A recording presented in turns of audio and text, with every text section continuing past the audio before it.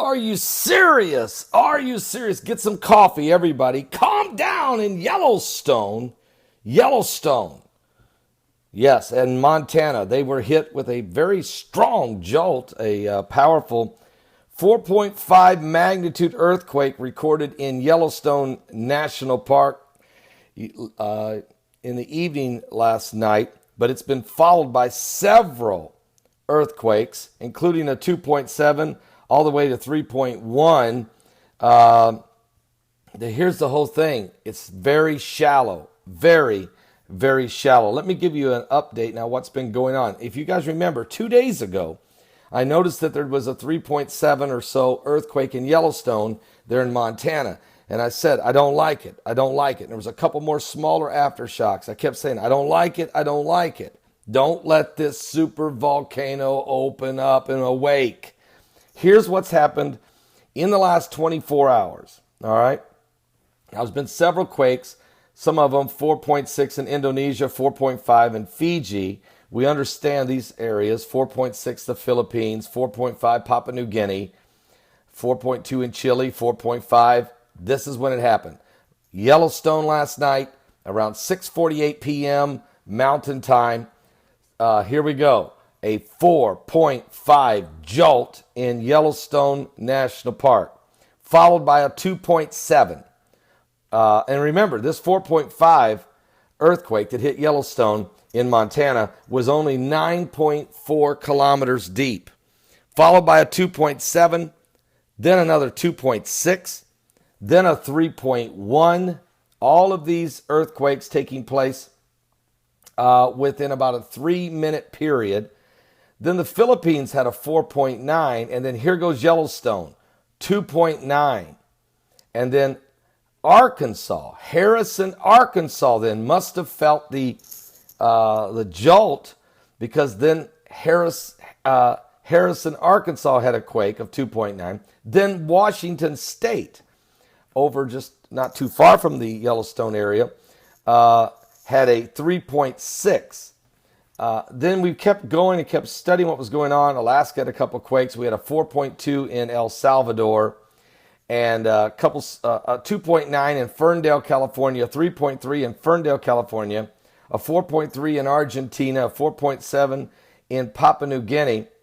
Alaska had a couple more quakes of 3.6 and 2.7, and then it happened again.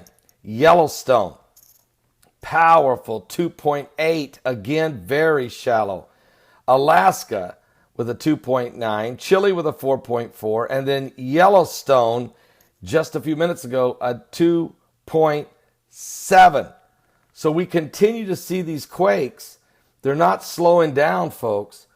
Yellowstone National Park, Montana, Yellowstone, Montana is where this quake epicenter is, and the aftershocks continue. And remember, we're dealing here with a super volcano with the potential of an eruption. I'm not saying it's going to happen, but if, and scientists say when it goes, and who knows, that could be what, 100 years from now, 100 days from now, no guarantees on this thing, but it is a massive super volcano that is so large that it would literally destroy the northwest portion of the United States and part of southwestern Canada.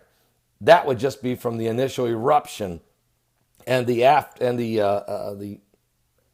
shock waves and the fire and the brimstone, the smoke and the ash would really send the United States and Canada into a dark winter for about 3 years.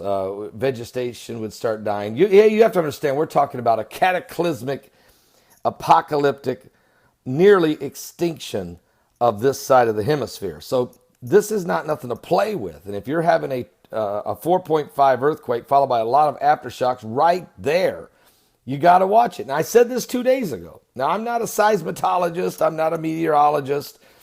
I'm not a climatologist. I'm not a cosmetologist. I'm not an ophthalmologist or even a cardiologist. But I am I've been watching what's going on. How's that? A country preacher in the cornfields of Indiana. I can just tell you, I know what the Bible says. From eschatology's concerned, these are the types of events that the Bible spoke of. Great earthquakes. And you have to understand, don't forget Pastor Dr. K.D. Collin. Dr. K.D. Collin of Harvest Army. He has prophesied of a great earthquake coming upon America. And this is not a man that just blows smoke. And he's had an unbelievable amount of prophecies come true, incredibly. All over the world, he has been able to, God has revealed to him earthquakes and different types of things. So we're going to watch very closely. He didn't say when, he didn't say where, but I think we should be aware that we're living in the last days. Now, forget that. If you don't believe the science and if you don't believe the prophecies, then take the Bible.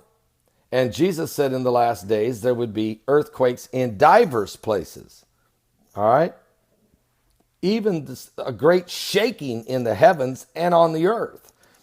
Now, if you don't believe the Bible and you don't believe the science and you don't believe the prophecies of the prophets like K.D. Collins, then I guess it'll take sight to completely cure the blind. Give your life to Jesus Christ. That might be too late, though. Give your life to Christ now. We are running out of time. Are you saved? Don't miss today's live broadcast. Starts at 12 noon Eastern. My guest is Rabbi Stephen Ben-Danoon. Did Russia kill al-Baghdadi of ISIS? We're going to ask Stephen Ben-Danoon. Is he really dead, or is this just another false rumor? And is the United States working with Russia to destroy ISIS? Because it seems ISIS is on the run. And if Baghdadi is dead in Raqqa, which is really the ISIS's unofficial capital, and if ISIS is being run out of Mosul, they're now cornered into one spot. Why couldn't the Obama administration in the 3 years, first of all, how did ISIS form? Who started the Arab Spring? Why did Obama pull out of Iraq early? How come he left all the weapons and hardware and cash? Why did he strike the deal with the Iranians? How come he smuggled cash into them on that airplane? And how come he couldn't defeat ISIS in the 3 more years he was president? Trump has been in office less than 6 months, been ridiculed from day one, protested, hated on, trashed by the media, can't find cooperation anywhere. And yet at the end of the day, within 6 months, he may have, along with Russia, they may have teamed up to put ISIS in a corner that they can't get out. And maybe the head of the snake's been decapitated. Al-Baghdadi. I'll be back with more. We'll talk to Stephen Ben-Danoon when we come back. Are you saved?